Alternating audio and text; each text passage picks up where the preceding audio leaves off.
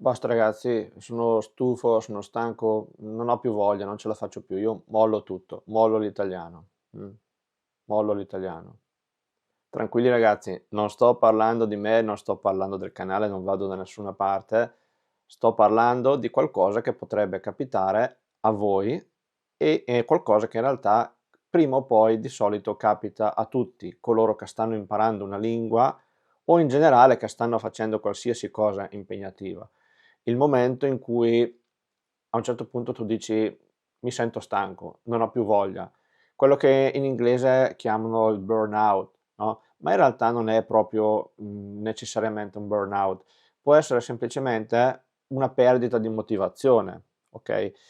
E questa è una cosa che capita a tutti, a me personalmente è capitata spessissimo e quindi oggi in questo video voglio mettere a vostra disposizione la mia esperienza, le cose che so e le cose che ho sperimentato anche sulla mia pelle. Bella questa espressione, sperimentare sulla propria pelle, vuol dire sperimentare su di sé, no? Quindi è esperienza vissuta, non sono solo nozioni che vi do oggi. Quindi ragazzi, benvenuti o bentornati su Italiano Immersivo, il canale dove impari l'italiano in modo naturale, immergendoti nella lingua. Oggi quindi vi svelo dei trucchi per imparare a mantenere la costanza, a continuare a fare quello che state facendo indipendentemente dalla motivazione, anche quando non avete poi tanta voglia di continuare a imparare l'italiano o la lingua che state imparando. Qualche tempo fa su questo canale ho fatto un video secondo me molto bello che si intitolava, non mi ricordo più esattamente, qualcosa del tipo il primo segreto per imparare l'italiano, qualcosa del genere, andate a cercarlo che è davvero bello quel video. Mi raccomando ragazzi, italiano immersivo, sono tutti belli i miei video, iscrivetevi se volete guardare solo video belli su questo canale, mi raccomando, mi raccomando. Finita la fase promozionale del canale, torniamo al nostro tema. Dicevo, in quel video vi spiegavo il fatto che quando noi abbiamo capito quali sono le cose giuste da fare per imparare la lingua, poi il problema è farle, perché qualsiasi obiettivo noi lo raggiungiamo facendo, non discutendo, analizzando. Sì, i video di metodo sono super importanti, come questo ad esempio è un video di metodo, ok? E spesso ne faccio nel canale e sono importantissimi in realtà, perché vi aiutano a capire cosa fare, quali sono le cose giuste, qual è il metodo giusto.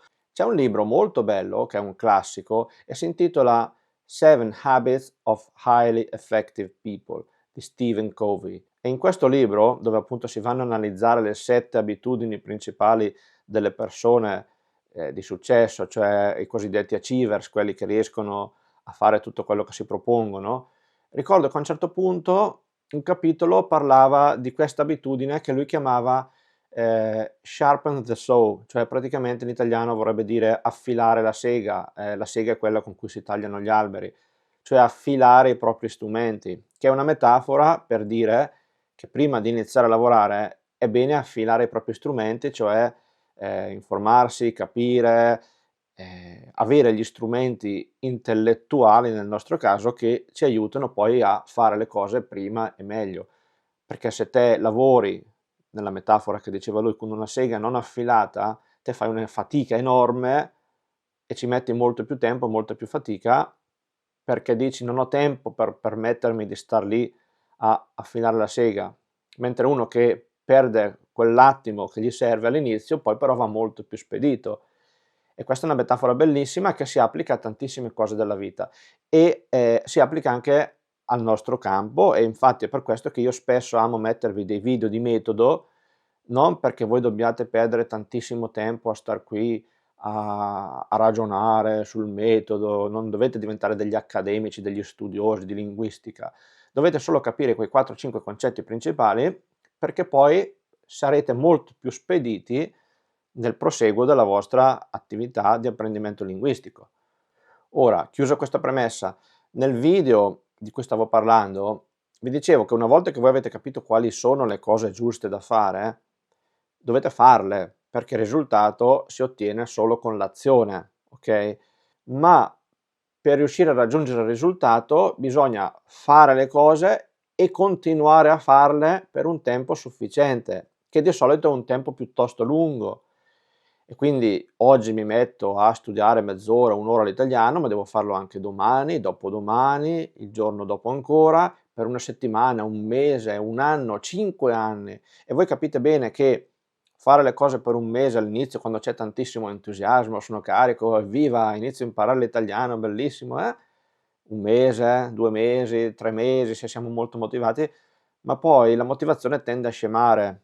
E io in quel video infatti vi dicevo, la costanza è importante, ma da sola la costanza non vuol dire niente, perché cosa serve per poter avere costanza? Serve la motivazione e poi nel video analizzavamo tutte le possibili motivazioni più o meno forti che si possono avere e cercavamo di capire come avere e mantenere questa motivazione.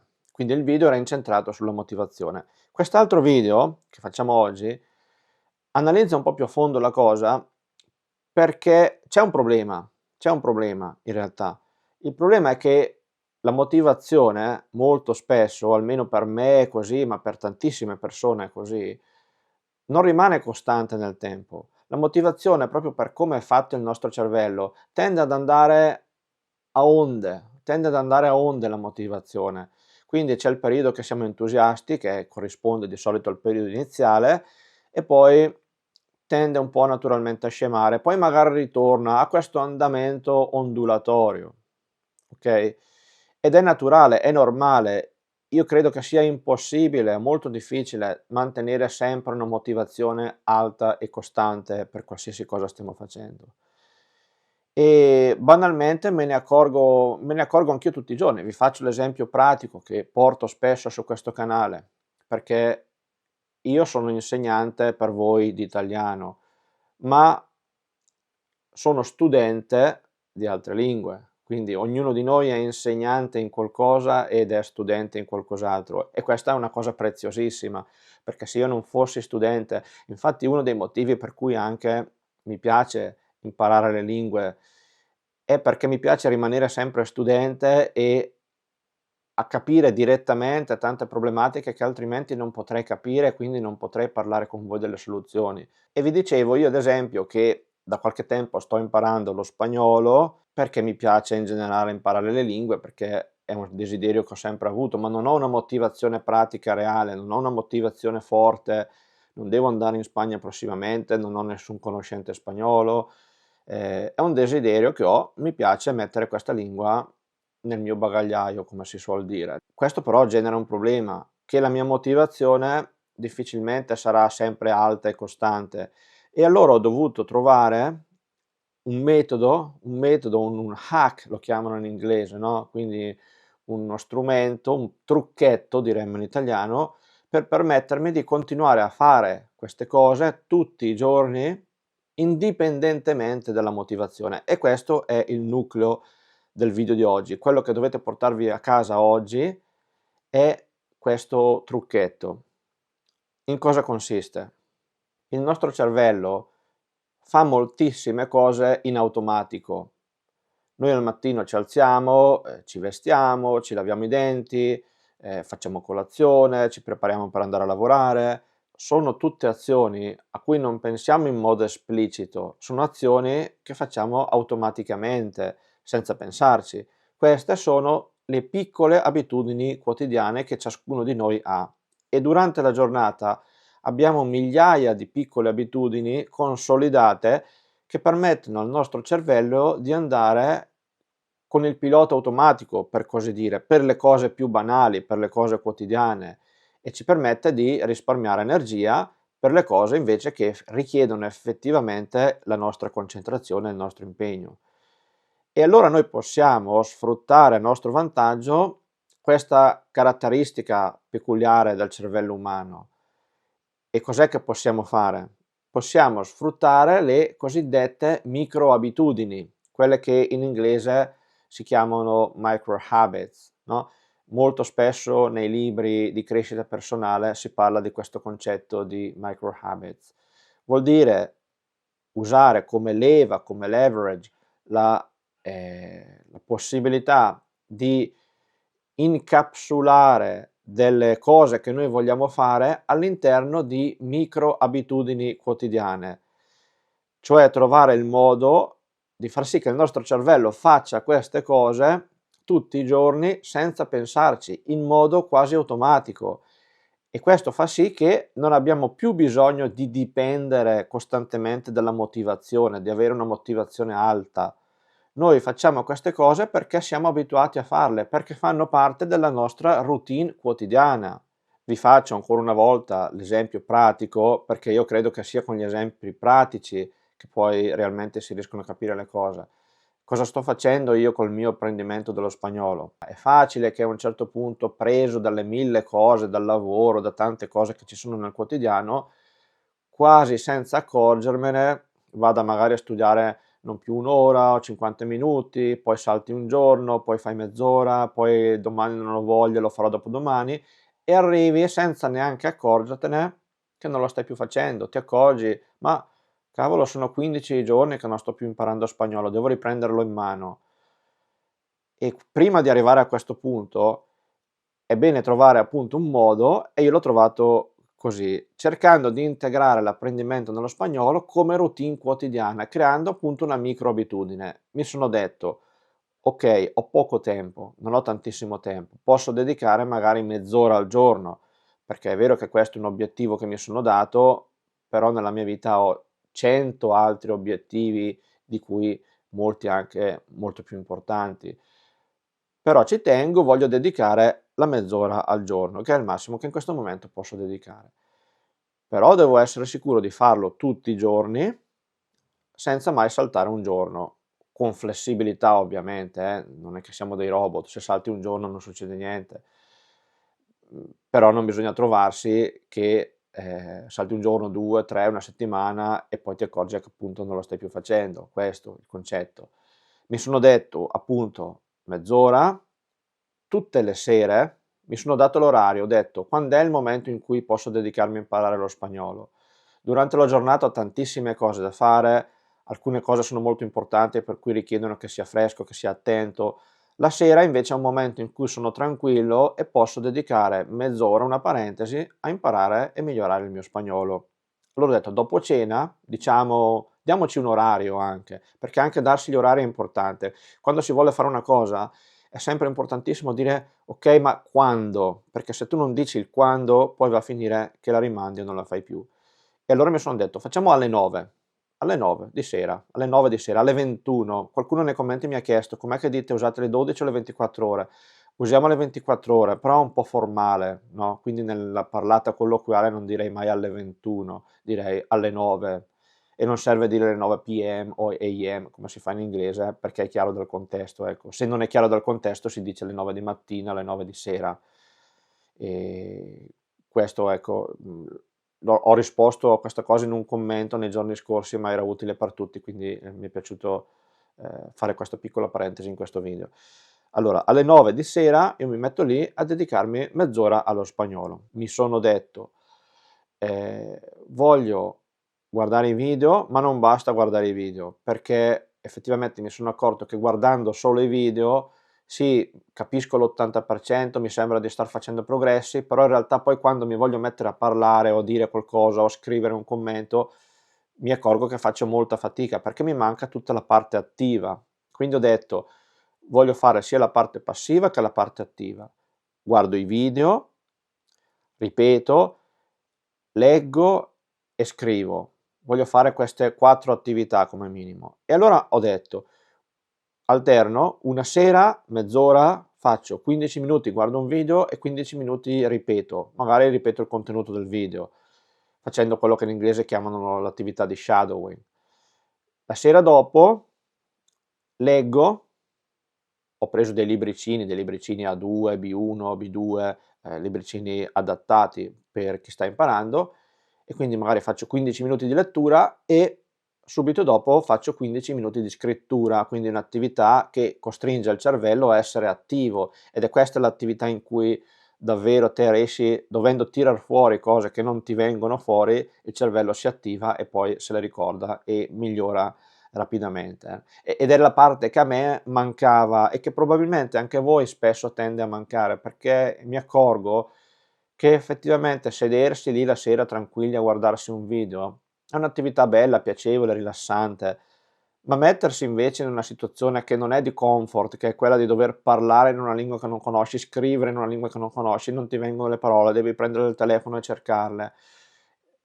Si fa, se si vuole imparare bisogna farlo, ma è più faticosa, no? È un'attività attiva e che quindi richiede un certo sforzo e quindi la sera dopo cena, quando siamo lì tranquilli, spesso non ci viene tanta voglia di farlo. E anche qui è importante appunto creare la microabitudine. Io mi sono detto: "Okay, allora facciamo questa cosa tutte le sere, 30 minuti, alterniamo un giorno una cosa, un giorno l'altra", e inizio a farlo. Inizio a farlo. Lo faccio oggi, lo faccio domani, lo faccio dopodomani. Magari non ho tanta voglia, non ho sempre voglia di farlo, ma lo faccio lo stesso. E qui il segreto: lo faccio lo stesso. Fatelo e basta. Questo è il segreto. Per un tempo sufficiente fino a quando questa cosa diventa un'abitudine, diventa un'abitudine. Io vi assicuro che qualsiasi cosa, ma vale per l'apprendimento dello spagnolo, vale per l'apprendimento dell'italiano, vale per qualsiasi cosa, non neanche solo per la lingua, per qualsiasi cosa voi vogliate fare. Iniziate a farlo, continuate a farlo per un tempo sufficiente, che tipicamente può essere magari 2, 3, 4 settimane, un mese. Voi vi accorgerete già dopo un mese che questa cosa sarà diventata un'abitudine, cioè il vostro cervello a quell'ora lì si metterà a fare quella cosa, vi verrà naturale. Dopo cena vi siederete a prendere il libro di spagnolo senza neanche accorgervi, senza aver pensato: "Ah, adesso devo imparare lo spagnolo", perché siete talmente abituati a farlo che quella è diventata una vostra piccola micro abitudine quotidiana. Come al mattino quando vi alzate non pensate: "Adesso devo infilare le ciabatte, devo alzarmi, devo andare in bagno, adesso devo prendere lo spazzolino, mi devo lavare i denti". Non pensate a tutte queste cose, le fate totalmente in automatico. Ma perché? Perché l'avete fatte 1 miliardo di volte e il vostro cervello per quelle cose va con il pilota automatico. Questo è un trucco che è incredibile, vi porta davvero a riuscire a fare le cose che non credevate di poter fare, indipendentemente dalla motivazione. Perché ripeto, credetemi, la motivazione, qualcuno di voi nei commenti mi potrà dare testimonianza di questo. Io non credo che tutti voi, specialmente chi di voi sta imparando l'italiano da anni, siano anni che avete una motivazione sempre alle stelle, una motivazione alle stelle, una motivazione altissima. Avrete avuto i vostri periodi di alti e bassi, avrete avuto i periodi in cui magari per un mese o due avete mollato e poi avete ripreso, perché magari in quel momento la vostra motivazione era più bassa. Se voi in quel momento aveste avuto delle micro abitudini, e quando dico micro, micro intendo piccoline, piccoline, pequeñitas, cioè come dire, non potete dire mi creo la micro abitudine di studiare lo spagnolo 2 ore al giorno, di studiare scusate l'italiano 2 ore al giorno, perché non funziona, perché è molto impegnativo, le micro abitudini devono essere cose piccole e che proprio perché sono piccole possono essere ripetute con una certa facilità tutti i giorni e possono essere inserite nel panorama delle micro abitudini quotidiane. Questo ragazzi è fondamentale. Come fare per creare queste micro abitudini? Allora, appunto, devono essere piccole, come vi dicevo. Piccole, io vi ho parlato di mezz'ora, ma già è tanto mezz'ora, anche abitudini di 5 minuti, no? Per iniziare. E devono essere piccole e possibilmente devono essere magari legate ad altre abitudini che già avete. Io vi ho detto, dopo cena alle 9 mi metto a imparare lo spagnolo. Voi potreste dire magari al mattino dopo il caffè, se avete l'abitudine di alzarvi e bervi un bel caffè, dopo il caffè vi guardate 5 minuti di un video in italiano, oppure vi leggete una pagina di un libricino adattato in italiano. È piccola come abitudine, cioè sono 5 minuti, 10 minuti, è legata ad un'altra abitudine che già avete, quindi questo aiuta il cervello a rafforzarla come abitudine, quindi il cervello già parte in automatico che si alza, va a bere il suo caffè e dopo il suo caffè adesso non è abituato a prendere il libro, a leggere una pagina di italiano, ma se lo fate per un numero sufficiente di volte, a un certo punto non ci pensate neanche più, vi accorgete che dopo aver bevuto il caffè, vi girate, prendete il libro e iniziate a leggerlo senza neanche pensarci.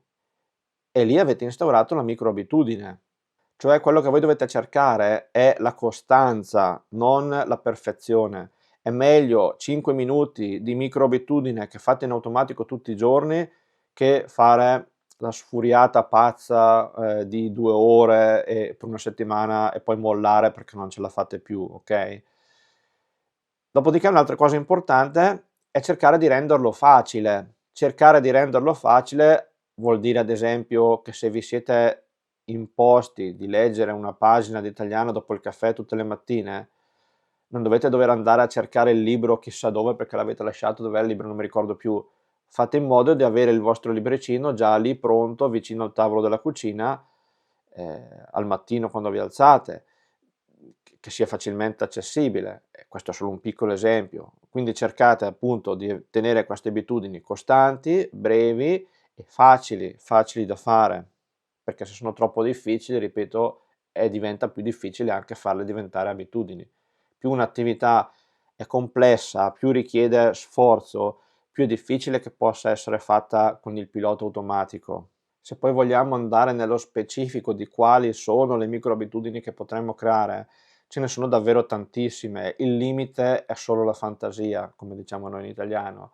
E anzi, facciamo così, ditemi voi nei commenti delle idee che sono utili anche per gli altri vostri colleghi che stanno imparando l'italiano. Quindi, siccome stiamo cercando in questo canale di creare anche una sorta di community di persone che imparano l'italiano, usiamo anche i commenti per queste cose, cioè ognuno di voi magari, se avete voglia, scrivete nei commenti qualche idea di microabitudini, di possibili microabitudini, di modo da condividere queste idee con tutti che possono essere utili anche per gli altri.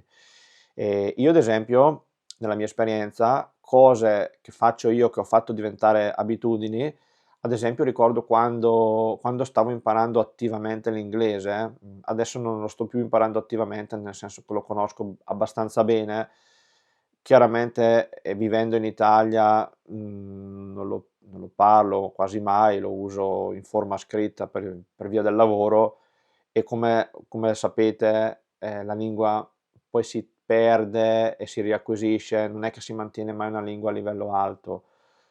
Una volta appresa, come ho fatto io con l'inglese, la si tiene lì, la si mantiene e poi quando capita l'occasione, quando magari dovrò, che ne so, quando dovrò andare a fare una gita a Londra o dovrò andare per qualche motivo negli Stati Uniti o dove si parla inglese, mi metterò lì un mesetto, lo rispolvererò, rispolverare, cioè togliere la ruggine, no? Al mio inglese e, e tornerà bello come prima. E chiuso parentesi, stavo dicendo che io quando imparavo attivamente l'inglese, quello che facevo era ad esempio inserire appunto nella mia vita quotidiana tutte queste cose naturali di cui poi non mi rendevo neanche conto, che facilitavano tantissimo l'apprendimento. Una di queste cose, ad esempio, mi ricordo era stata il fatto di mettere in inglese tutto quello che potevo, lo smartphone era in inglese, il computer, tutti i software del computer erano tutti in inglese. Tra l'altro io per lavoro sono un informatico, sono uno sviluppatore web, per cui è anche abbastanza facile per me. E a un certo punto mi sono accorto che mi veniva talmente naturale che ancora oggi, quando non mi accorgo neanche se ho lo smartphone in italiano o in inglese, a volte ce l'ho in italiano, a volte ce l'ho in inglese, i software stessi che uso a volte sono in italiano, a volte sono in inglese, ma non mi accorgo, non me ne accorgo neanche. Questa è una sorta di microabitudine. Un'altra cosa curiosa, particolare, che mi ricordo facevo, era in un periodo della giornata iniziavo a guardarmi intorno, a casa o dovunque fossi, e provavo a chiamare in inglese gli oggetti che vedevo e mi accorgevo che all'inizio era spesso molto difficile, perché molti oggetti quotidiani, ricordo, guardavo il centrino, dicevo centrino in inglese, doily, poi guardavo tutte le cose che ci sono, i soprammobili, no? Soprammobili, come si dice soprammobili in inglese? Knickknacks. Poi c'era lì appoggiata al muro una scopa che qualcuno aveva lasciato dopo aver scopato per terra, scopa in inglese broom. E poi a un certo punto mi sono accorto che effettivamente sapevo dare un nome a tutte queste cose dell'uso quotidiano che spesso non si trovano sui libri di apprendimento, sui materiali creati appositamente per chi studia le lingue. Spesso i termini più strampalati, i termini più strani dell'uso quotidiano che noi diamo per scontati non si trovano o comunque non ricorrono con una frequenza tale da far sì che poi tu riesca davvero ad acquisirli, no? Perché sono materiali molto preparati, molto costruiti, dove all'insegnante non viene in mente di andare a mettere termini come centrino, centrino, centrino è appunto doily, no? Per chi non è inglese, il centrino è quel pezzo di stoffa ricamato, adesso donne venitemi in aiuto, sono un uomo, non so tanto spiegare bene queste cose, eh, che si mette sopra il tavolo, no? Per bellezza, ecco, per decorazione. Basta, questa tagliamola. E il bello delle microabitudini è proprio che si integrano nella vita quotidiana senza stress, senza sforzo, in modo totalmente naturale e quasi inconscio. E a un certo punto noi dopo un anno ci accorgiamo che stiamo parlando, leggendo e scrivendo bene in italiano perché siamo riusciti a essere costanti per un anno intero, mezz'ora al giorno, a fare 2 o 3 piccole cose che ci eravamo imposti e che ci siamo creati come micro abitudini e che ci hanno portato al risultato. Perché ripeto, io in quel video in cui vi parlavo della costanza come segreto, come vero segreto per così dire per imparare l'italiano, effettivamente è vero, ma è vero per qualsiasi cosa, perché qualsiasi cosa bella, importante, costa una fatica enorme, ok? Non c'è niente nella vita che valga la pena che non costi fatica.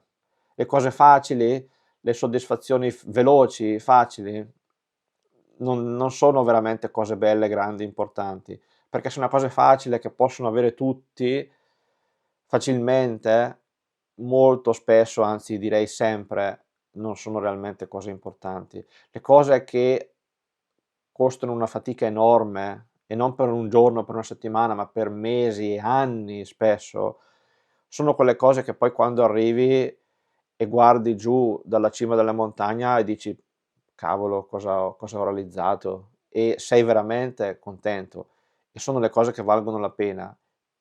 E non ci sono scorciatoie, non ci sono scorciatoie, non ci sono shortcuts, come dicono in inglese, non ci sono scorciatoie per queste cose. Bisogna metterci il duro lavoro tutti i giorni. E allora avere dei trucchetti che ci aiutano, perché siamo degli esseri umani, non siamo dei robot, non siamo dei supereroi, ok? Di persone straordinarie alla Elon Musk che fanno mille cose, le fanno in modo straordinario, meglio di tutti, che ci porteranno su Marte, ne nascono poche al mondo. Noi, io e molti di voi probabilmente siamo persone normali che vogliono fare qualcosa di buono e per farlo è giusto anche cercare, no, qualche aiutino, qualche trucchetto, qualche hack, come dicono appunto gli inglesi, e secondo me questo delle micro abitudini può essere un'idea molto valida. Fatemi sapere davvero nei commenti cosa ne pensate. Spero che questa cosa vi possa essere utile, provatela, fatemi sapere se funziona e quindi alla prossima. Ciao!